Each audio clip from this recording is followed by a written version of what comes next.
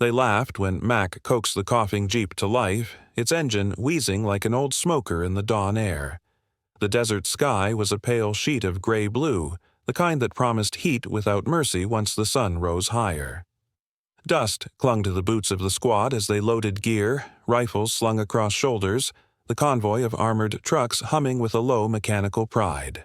Behind them sat the Jeep, paint chipped to bare metal in places, windshield cracked, frame rattling with every vibration. "Bulldog, you're seriously bringing that museum piece?" Sparrow's voice cracked with laughter as he nudged Varga, who smirked but kept her eyes scanning the ridgeline. Reeves shook his head, arms folded across his chest plate, the younger lieutenant preferring the gleaming assurance of the newer machines. Mac only spat into the dust, adjusted his gloves, and gave the wheel a firm pat. "She's carried men longer than you've been alive, kid. Don't bet against her." Captain Torres, iron hand 6 on the net, strode past, scar cutting a hard line across her cheek, gaze moving over the convoy. "Form up. Grid 879. We'll cut through the canyon and make station before noon." Her voice left no space for argument. Radios crackled acknowledgments, men and women climbing into their assigned rides. The convoy rolled forward, engines growling smooth except for the Jeep's rattling protest. Mac coaxed it along, shifting gears with practiced patience, the steering wheel shaking under his grip. The others laughed again, mocking coughs over comms. He ignored them, eyes narrowing as dust plumes rose around the tires. The land changed quickly, flat scrub giving way to rock-strewn valleys and gullies marked on no GPS screen. Torres checked coordinates twice, frowning. "Falcon 2. Report position." Reeves's voice came tight over comms. "Iron Hand 6. We're tracking 2 clicks east of grid. GPS overlay is garbage out here." Torres muttered under her breath, eyes on the distant canyon narrowing like a stone throat. Painted rocks stood scattered near the entrance. Faded red, chipped white. Warnings. Mines. Ortega swallowed, voice barely audible. Thought this sector was cleared. Torres scanned the barren terrain, the memory of briefings flashing. Old maps, disputed grids, warnings buried in fine print. Eyes open, don't trust the screens. They pressed on. The canyon walls rose higher, the sunlight thinning. Varga's gaze never left her scope, the tension coiling in her jaw. Sparrow's laughter was gone, replaced by silence as the Jeep struggled to keep pace. Even Reeves, usually quick with critique, kept his hand on his rifle, scanning the ridgeline. The ambush struck with sudden violence. Echoes of rifles cracked from above, dust exploding near the convoy. "Contact left, contact right," Torres barked. Rounds sparked against rock, forcing the squad lower in their seats. One of the armored trucks jerked sideways as a mine detonated beneath it, a thunderclap of fire and steel throwing dirt high into the air. The road behind them collapsed into a chaos of smoke and twisted metal. Retreat cut off. Iron Hand 6, Bulldog 3, trucks down. Repeat, truck disabled, road blocked. Mac's voice came calm but grim over the net. The Jeep lurched to a halt, its small frame shuddering, but still alive. The squad spilled from their vehicles, hugging stone. Reeves tried to hail command. "Falcon 2 to base, we've hit mines, taking fire, need immediate support." Static swallowed the rest. No air, no exfil. Only the rising crack of rifles above. Sparrow pressed against the Jeep's side, eyes wide as he watched smoke curl into the sky. "They knew we'd come this way." His words tasted of panic.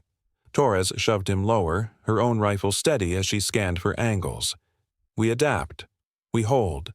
The canyon that had seemed a route was now a trap, its only path forward choked with painted markers and rumors of buried death. Behind them, the burning wreck blocked escape. The squad crouched in the dust, their faith in modern steel shaken, laughter gone. Only Mac sat behind his wheel, hand still resting on the Jeep as though it breathed beside him, his eyes locked on the minefield ahead. What had begun with jokes and easy confidence had turned to silence, broken only by gunfire and the hiss of wind through stone. They were pinned, choices shrinking, and the rusted Jeep that everyone mocked sat idling, the only machine still willing to move. And as the sun bled higher, painting the canyon in harsh light, Captain Torres realized that if they were to live, they would have to gamble everything on the one vehicle no one believed in. The squad hadn't yet grasped it, but their only way out would come from the old rust bucket now humming in the dust. Tracer fire stitched the canyon walls as the squad huddled low, every modern escape option already stripped away. Smoke from the destroyed truck still curled in the air, black against the hard blue sky. Dust clung to lips and eyes, each breath ragged, each heartbeat a drum against stone. The convoy had become a cage, pinned in place between a dead-end minefield and fire from the cliffs above. Captain Torres crouched behind a jagged boulder, her rifle steady, jaw tight. "Falcon 2, report," she ordered, voice low but sharp.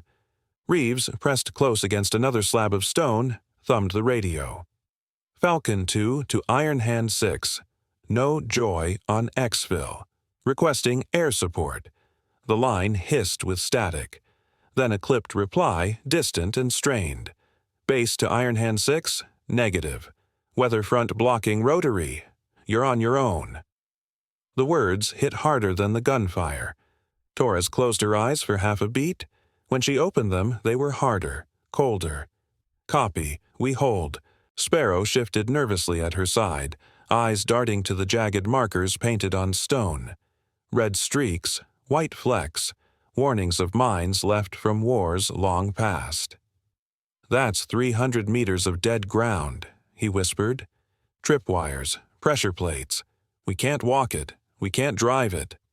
Mac sat in the Jeep, hands steady on the wheel, though his jaw worked tight. He looked at the minefield as if it were an old enemy he'd known for years. "Maybe we can," he muttered. Reeves spun on him. "Don't start. That rust bucket won't make it 30 meters without setting one off." Mac's eyes narrowed.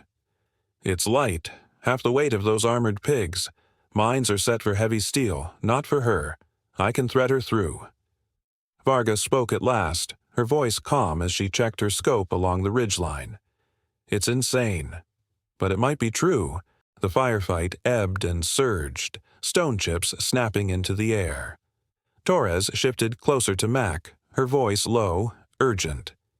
"You're sure?" Mac tapped the wheel. "Been driving her for a decade. She talks to me. I know how she breathes. I can feather her weight where she needs it." He paused, eyes flicking toward the painted rocks. "Pressure plates usually trigger at a ton. She barely scrapes half that, loaded light." Reeves cut in, sharp, almost desperate. "We don't gamble on hunches. We wait. Air will clear, command will send birds." "Wait," Max snapped. "You think they'll wait for us? Whoever set those mines knew the maps were bad. They're closing this canyon while we argue. Every minute we sit, we die." Silence fell for a breath, broken only by gunfire echoing from the cliffs. The squad stared at the minefield, a sea of death shimmering in the heat. 300 meters of dust and rock. 300 meters that meant survival, or nothing. Torres's decision weighed heavy. Rules said, hold. Instinct said, move. She had 12 lives in her hands, and every option bled risk. She drew in a breath, shoulders squared. "Bulldog 3, she said. "Show me." Mac didn't smile. He simply shifted the Jeep into gear, easing her forward. The engine coughed, sputtered, but held steady as the wheels rolled over dirt still trembling from the blast of the destroyed truck. The squad watched with held breath. 20 meters. 30. The Jeep crawled, each tire pressing the earth gently, suspension creaking under Mac's careful touch. Sweat traced down his temple, but his hands were rock steady. He guided the Jeep between faded stones, weaving where others saw only chaos. 50 meters in, then 60. Still alive, still rolling. Sparrow swallowed hard, whispering, He's making it." Reeves stared, disbelief etching his face. Impossible. But Torres saw it. Not luck, not madness. Skill.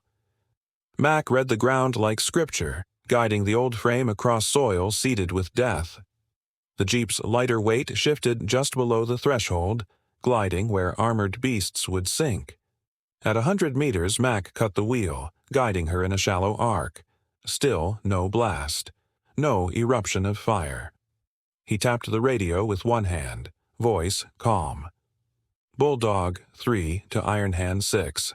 Proof of life. Jeep can make it. The canyon went quiet in that moment, as though even the gunfire above paused in disbelief. The squad stared across the minefield at the battered silhouette of the Jeep, small against the vast killing ground but undeniably alive. Hope flickered, fragile but real.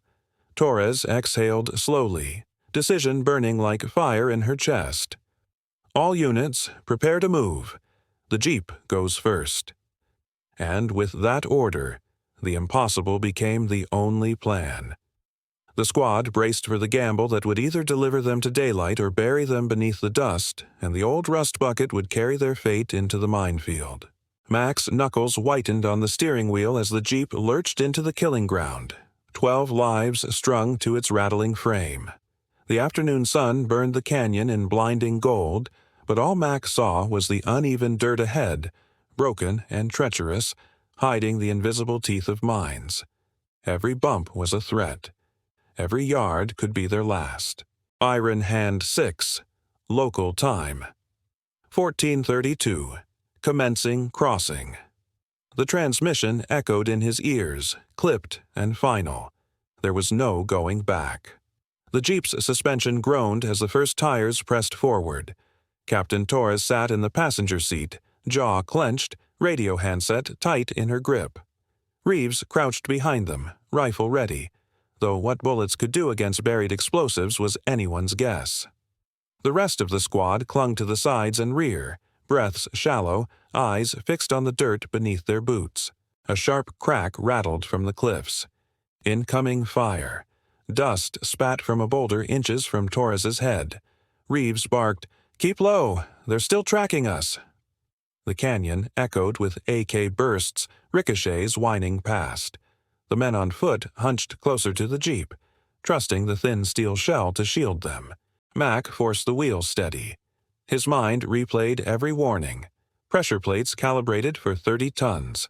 Tripwires long since torn away by wind.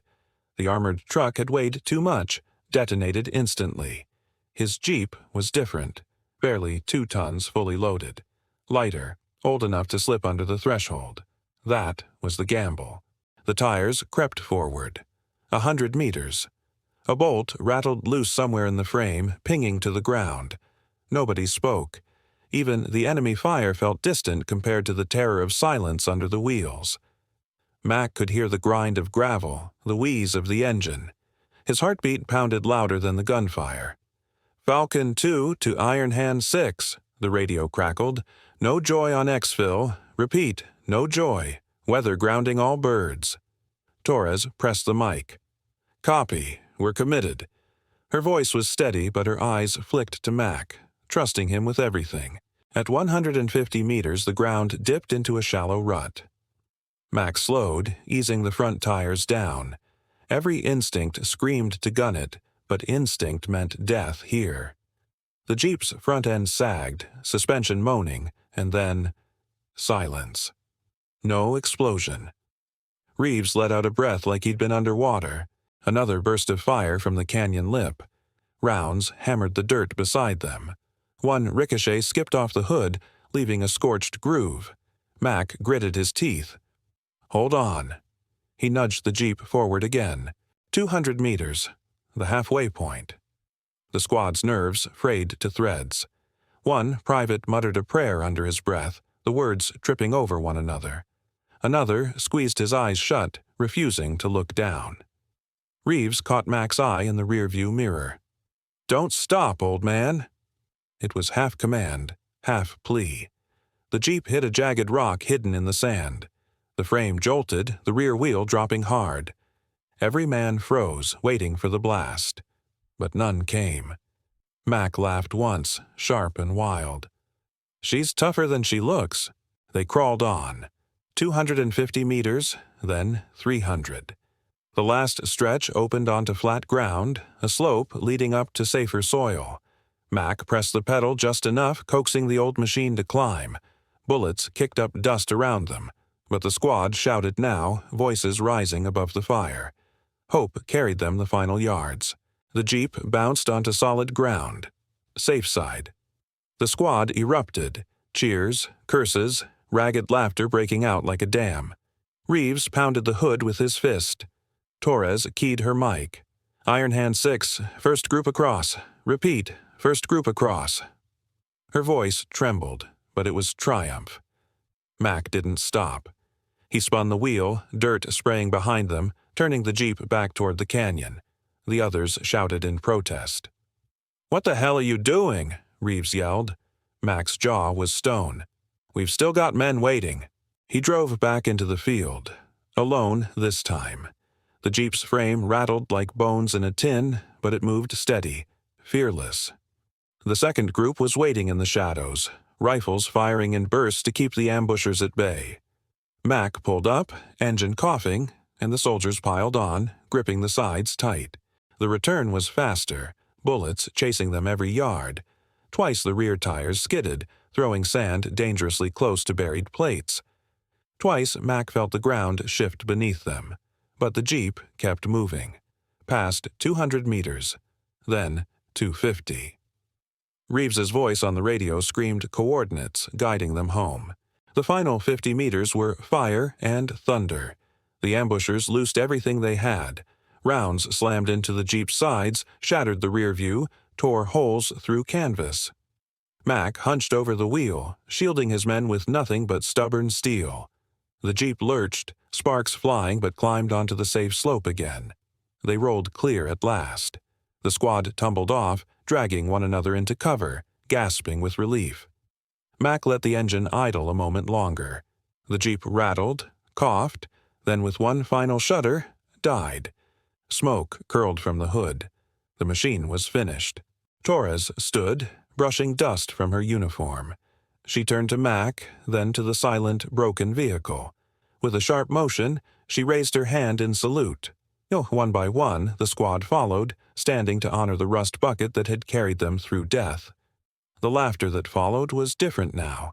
Exhausted, reverent, disbelief wrapped in gratitude. The old Jeep had outlasted every doubt. But as the dust settled and silence returned, their eyes turned to the horizon, knowing the war was not finished and the next mission was already waiting.